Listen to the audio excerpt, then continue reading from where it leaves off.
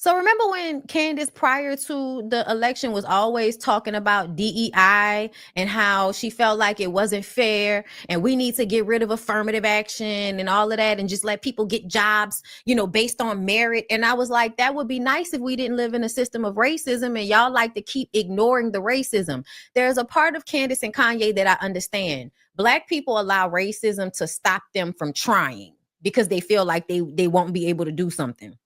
And I'm not talking about all Black people, but I'm talking about a lot, especially Black men, young Black men growing up in America feel like there's only so much they can do. So why even fucking try? So that part of the racism, I agree that you have to unwrap your mind from that shit.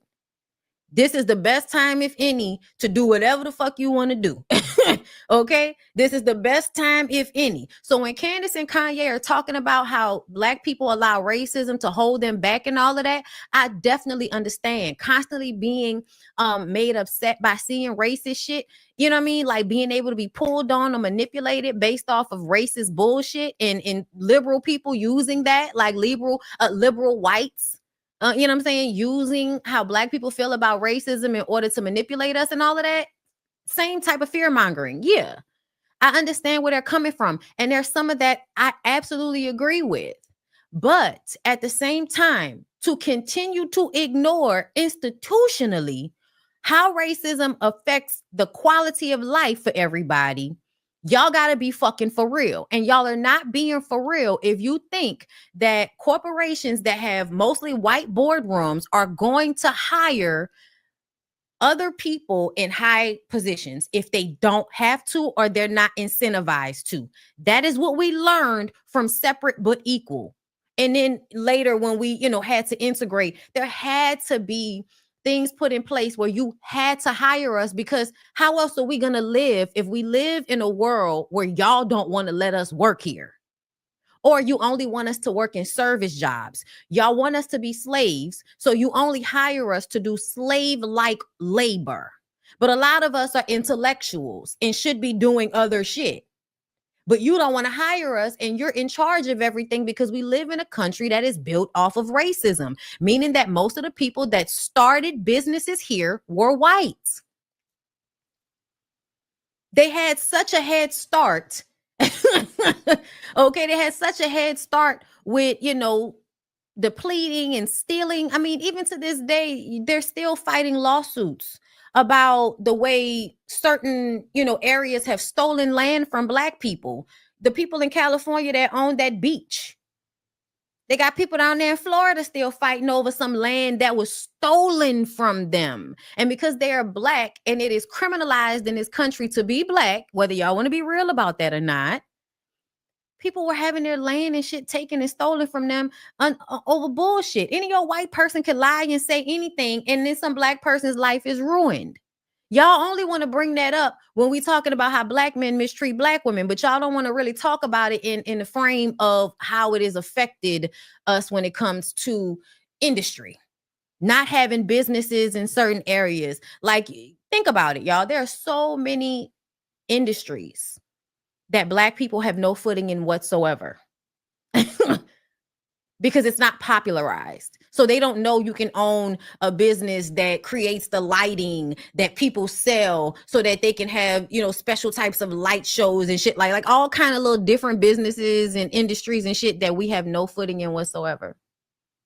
And then the things that we spend the most money on, we're just now getting a footing in that, like Black hair care. Like, think about it, y'all. Like, this it's all still a fucking issue. So I felt like, obviously, the equity laws and incentives of DEI and affirmative action were still very much needed in our country, because the underlying racism is there no matter what you think, it is there. It's just is embedded into the fabric, bitch. And unless you know it's there and are making a conscious effort to not do it, people are just going to keep doing it. So rolling back DEI and affirmative action is not smart, especially when you're thinking about having Black people in certain areas. So Candace Owens is one of the people that was always going off, and a lot of y'all agreed with her stupid ass about DEI and affirmative action. Y'all agreed with her. Can't believe I was overlooked for ambassador to Israel. I'm sure she's joking, but essentially, Candace was passed over several times.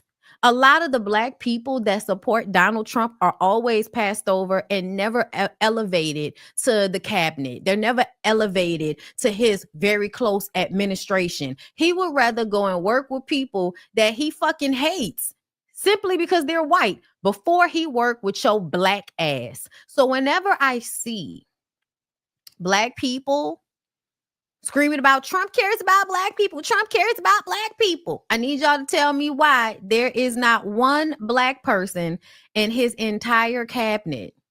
This is right now looking like the cabinet. Not one black person. It looks like one Indian, maybe. I can't tell. He's brown.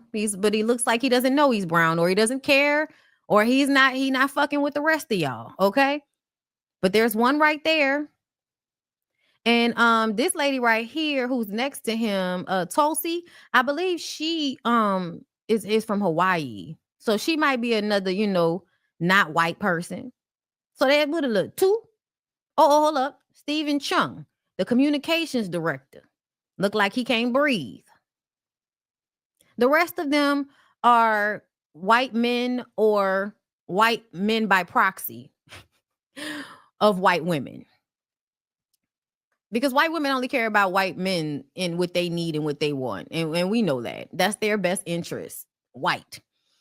So I was going to go over the cabinet, but I just, oh God. Are y'all going to make me go over the cabinet? Secretary of State Mark Rubio. They don't even like each other. They didn't went in on each other so many times. It's ridiculous. Okay. But Mark Rubio, he will be the Secretary of State. We got the Attorney General, Matt Gaetz. Yes, let's talk about Matt Gaetz.